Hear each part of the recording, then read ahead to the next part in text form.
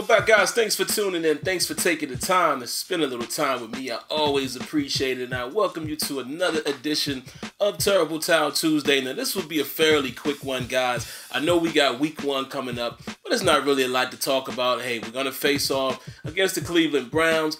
You know, I'm assuming that the Steelers will be able to get that win. No disrespect to the Cleveland Browns. I know they're going to play hard, but they're rebuilding. You know, the Steelers have a lot of firepower on offense. Looks like we may have a slightly better defense, so you would expect the Steelers to get that win. Not a whole lot for me to talk about in that regard. Again, you know, this is going to be short because I'm basically just going to go through the roster real quick and, you know, give my thoughts on some of the things that shocked me. We'll talk about, you know, the signings, the most recent trades and things of that nature real quick, guys, and we'll be out of here. You may hear some background noise, guys. I'm not in my normal environment, so bear with me on that. All right, so yeah, like I said, man, this is the first practice. You know, we're out of preseason. We got the Cleveland Browns coming up here on Sunday in Cleveland, so we'll take a look and see how the Steelers perform. And then, of course, the following Tuesday, that's when we'll break down our performance and, you know, we'll do a week ahead as far as a look ahead and things of that nature, all right? Now, again, this is the pre-recorded format, guys. You know, schedule changed a little bit with the holiday, so apologize for it not being live. Had to do it pre-recorded. So here we go. So looking at the 53-man roster, and it's a little interesting, man, because this is not going to stay the same. You know, even seeing how Le'Veon Bell is basically, he's like a reserve at the moment. You know, where it's some loophole that the Steelers found where until they activate him, he's not counting towards the 53. So it's going to be very interesting to see who's going to end up being on the 53-man roster. But let's look at what we got. Now, some of these positions, guys, not a big surprise there. You know, center/guard, you got Pouncey, obviously, B.J. Finney, Chris Hubbard. All right. Now, cornerback position. This is interesting. Brian Allen made the 53-man roster. Now, we'll have to see as the year progresses whether or not Allen will be, you know, active on game day. But that's very interesting. We see what happened with Cockrell. Steelers able to trade Cockrell to the Giants, right? You know, for little to nothing. Able to do that. And look who makes the team. Brian Allen, Artie Burns, obviously. William Gay's still there. Mike Hilton, Joe Haden. We're going to talk about that real quick. And Cody Sensabaugh. Now, let me tell you what I like about this core. It's a lot of new guys here. A lot of new guys here showing you that the Steelers are trying to do something different. And that's what I appreciate. Even with the Joe Haden situation, let's talk about that real quick. Some of you Steelers fans weren't that happy about that. You got to look at the situation, man. You look at what they basically did. They're basically paying $7 million or so for the year, which, you know, in the cornerback market, that's not that bad. You know, don't look at the $27 million, you know, that deal. You know the Steelers structured it the right way where it will work out for them in their favor going forward. You already know that. So, again, they're basically going to see how he does in the first year. If he balls out, then, of course, next year they'll be able to decide if they want to continue with his contract, all right? But I think, man, listen, Joe Haden may not be the Joe Haden that we all saw 3 years or so ago. He's had some injury issues. But is he better than Ross Cockrell? I would say so. You know, do you feel more comfortable with having Haden and Burns being your two outside starting cornerbacks going into the season versus Cockrell and also Burns? You know, which two do you prefer to have? I would say Burns and Haden. Haden may turn out to be something. If he's 50% of what he was, you know, in his Pro Bowl years, we're doing good. All right, it gives us a more opportunity. That's another corner that can play up close, play press if we want to do that, along with Artie Burns. I like the signing. Hey, why not try it? He's still under 30. Let's see what he has. We know he's a hard-nosed player. We know he can tackle. You know, again, he may not be the tip-top Joe Haden that we saw a few years back. But like I said, I think he's definitely a step up over Ross Cockrell. I'm not mad at it at all. The biggest thing I take away from that is the Steelers, again, are actively going out there and trying to make some things happen, which is something we've all criticized them for in the past. All right, so I'm cool with the signing. We'll see how it works out. Now, speaking of Mike Hilton here, our guy made it. I say our guy because some of us were rooting for him. We we saw very clearly that he was going to make the team. But look at this. I'm hearing that just here, here on Monday. It's Monday right now, guys. Obviously, you're seeing it on Tuesday, but I had to pre-record this Monday. I'm hearing on Monday's practice, Mike Hilton got rotation with the number ones. Very interesting. Very interesting. Will we see him be the starter, come Sunday when we go into our nickel package over William Gay? That would be a good thing to see. I think he's earned it. I don't know. I can't rightfully say he's earned being the starter, but I could definitely say he's showing some skill. He's showing some skill. He shows some grit. We'll have to see how he ends up over the course of the season. But, hey, I'm not upset at all with Mike Hilton being a part of the fold. So, pretty good cornerback group there. We'll see how some of these guys play out. But like I said, the biggest takeaway I had is there's a lot of new guys here. The Steelers are actively trying to make something happen in the secondary. I'm cool with that. And, of course, we rounded out with Cody SimFBall. We'll see how that plays out. On the defensive side as well, as far as the line, you got Tyson Alualu. We already knew that. Cam Hayward, Stephon Tuitt, LT Walton. I pretty much figured he was going to make the team, so no surprise there. Hargrave, obviously. Daniel McCullers surprised me a little bit. I'm very surprised that McCullers made the 53 this time. I thought someone else may boot him out. Keep an eye on that, though, because he could be one of the guys, one of the lone men out when we have to make some more changes in terms of the 53 as we move on through this week. I think by Wednesday, the roster could be slightly different. Maybe Thursday. We'll see. Because, again, when Le'Veon Bell is officially activated, they're going to have to make a move or so. All right, what else do we got? Rosie Nix, we know that. DeCastro, Foster, Chris Boswell. Now let's get to the linebackers. Chicolo, Dupree, L.J. Fort. Fort was actually able to hang on and make the 53-man roster. Here's what's very interesting, though. Since, posting this roster, Steven Johnson has been re-signed. That one is intriguing to me. I wonder why they did that. It still makes me think who's going to be the guy that lone man out when they have to make this roster adjustment. I'm very curious about that because at first I understood why Stevie Johnson may have gotten cut. I was saying I would take Fort over him. Fort has shown some better promise. But then they bring him back. So are they going to bring him back just to recut him? We'll have to see. Tyler Medikevich. And here's another name. Got to keep your eye on it. Arthur Moats. Moats could end up being the guy that's not finalized on the 53-man roster later on this week. We'll see.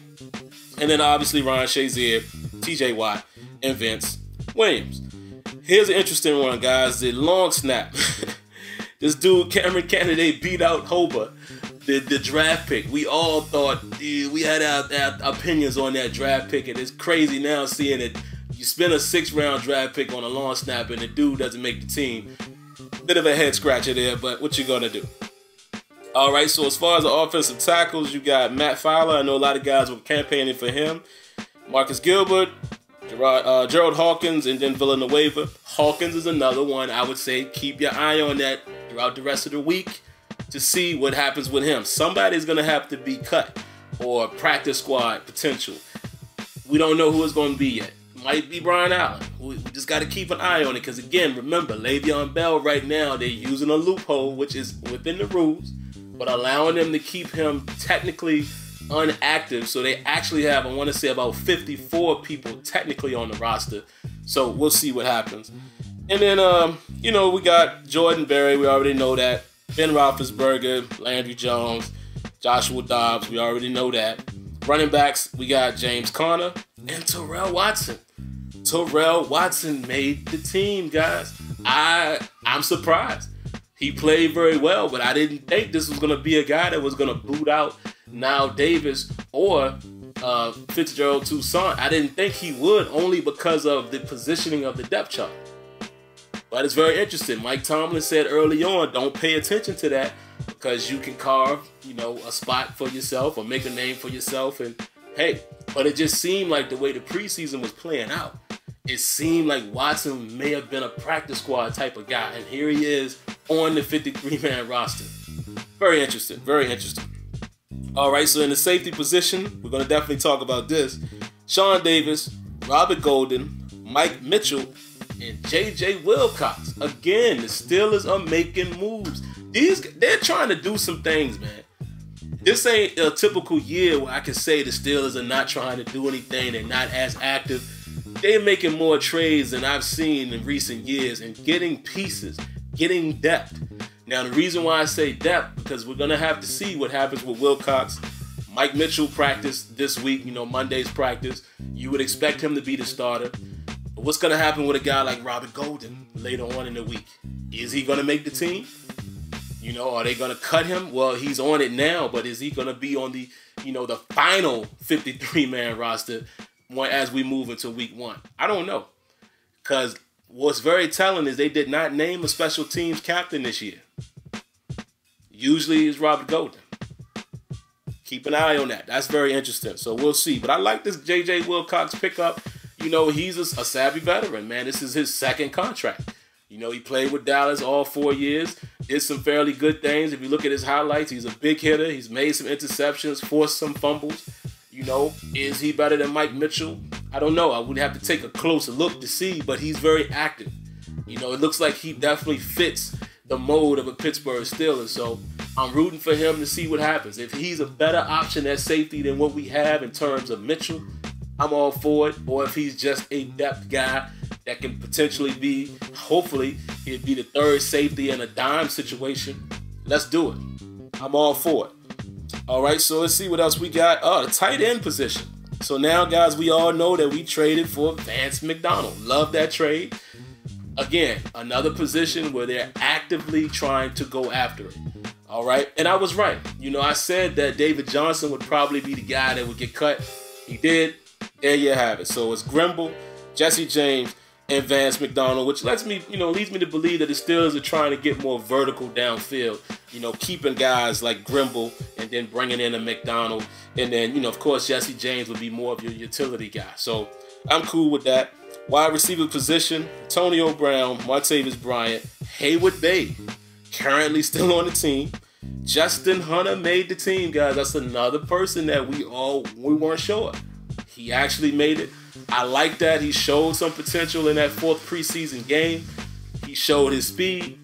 Josh Dobbs was able to get it out there to him, showed what he could do. It's been rumors that Ben Roethlisberger has been campaigning to get him keep him on the 53-man roster. So we'll see. But what's definitely going to come down to it, man, and we'll know more by the end of this week. You got to pay attention to who's active. Because remember, you can only go into the game with a 46-man roster. So that's going to be very key in some of these positions. And then, of course, Eli Rogers and Juju Smith-Schuster. Unfortunately, man, we had to put Cameron Sutton on the injured reserve. I guess he'll be designated to return. If I'm not mistaken, he's going to be on, the one where he has to be out at least 8 weeks or what have you. That's a bummer, but it is what it is. And Jordan Dangerfield. They cut Jordan Dangerfield as an injured as well. Wave injured or whatever, that classification is. That's interesting as well because we're going to see. Again, this is another person that may clear waivers and he'll end up coming back. So keep an eye out, guys, on the moves that the Steelers are going to have to make in the very, very near future before week 1 or maybe a little bit after week 1. That's going to be interesting to see, who's really going to be on the 53-man roster. And then, it looks like here we got a couple guys in the practice squad. Notable names here, Galambos, Jacob Haden, Levon Hooks, Huguenin. So those guys, McGee, happy for those guys. Didn't really know much about Deshaun Phillips nor Justin Thomas. Toussaint was able to get put back and he signed back on the practice squad. And then Marcus Tucker, which I'm happy that, he's on there. Didn't know much about Kyle Friend. That's another corner. I'm sorry. What am I talking about? Center. Another center. I'm looking at the C and I'm saying all different positions. But yeah, he's another center. And he's on the practice squad. Don't know much about him at all. So I don't have much to say there. And there you have it. There you have it. And Le'Veon Bell is on the exempt list. So he will obviously be on the 53-man roster come week 1. So this is interesting, man. A couple shakeups in the roster, but I am definitely liking what I'm seeing as far as the potential. The main takeaways I have here at today's video, guys, before we get out of here, is the Steelers are actively trying to make that defense better. They've grabbed a few pieces. The cornerback position, there's only a couple familiar faces there. You know, we get rid of Sammy Coates in the wide receiver category, which was an interesting trade as well. That kind of took me by surprise. I didn't think they would, you know, let Coates go. I thought Coates would stick around. Maybe Haywood Bay would be the lone man out. I was rooting for Justin Hunter, so I thought Hunter had potential to get on the 53. But it clearly surprised me how they did it. What I love with what the Steelers are doing is the Steelers were able to trade guys and get something for it rather than just cut them. They did it with Coates and they did it with Cockrell. They was able to get a taker on Cockrell. Interesting, man. And then again, the trades for McDonald and the trade for J.J. Wilcox. It shows that they are trying to do some things. Here's another quick question, guys, that we'll have to figure this out by Sunday. Who's returning kicks and punts? Obviously, it looks like Antonio Brown would probably still be the punt returner. But who's returning the kicks? Will it be, a guy like Watson? I don't know. Will it be Eli Rogers? I don't know. We did see Cam Sutton field a punt in preseason. He's on the injury reserve list. So now there's some questions that we're going to have to look at throughout the rest of, this week. I'm sure, Tomlin will be doing his press conference on Tuesday. Today, if you're watching it on Tuesday. So we'll have to see, man. But this is very interesting. Can't wait to see how everything shakes out by the end of the week to see who is actually on the final 53. And then also, just can't wait to see how they're going to look, man, come Sunday. First game against the Browns. The first game is usually, in my opinion, a warm-up game. You don't really know what your team is going to be, to me, until about week 5. That's when they really start showing themselves. It's going to take a couple games. Luckily for the Steelers, they have the opportunity to start off hot. They have the Browns, the Vikings. I can't remember who else. I know the Ravens fairly early. But they have the potential, man, to at least, first 4 games, to at least be about 3-1. There's potential there, so we'll see. All right, but that's all I got, man. I'm just happy that football is back. I'll be watching Thursday night as the season kicks off, and we'll see how our boys do on Sunday. All right, so stay tuned, guys. I may do a special edition of the show, at the end of the week, in case there is some more news we need to talk about in terms of who actually will be going into that game. So maybe I will do a Terrible Tale Tuesday special, maybe Thursday or Friday, and we'll talk about, who's likely to be active and who's not come Sunday. All right, so that's all I got for you, man. If you haven't already, make sure you subscribe to the channel, cut on your notifications so you are aware of a new video, and I promise you guys, it will never hurt you to hit that like button. All right, until next time, we'll see you guys on Sunday. Here we go, Steelers. Catch y'all later. Peace.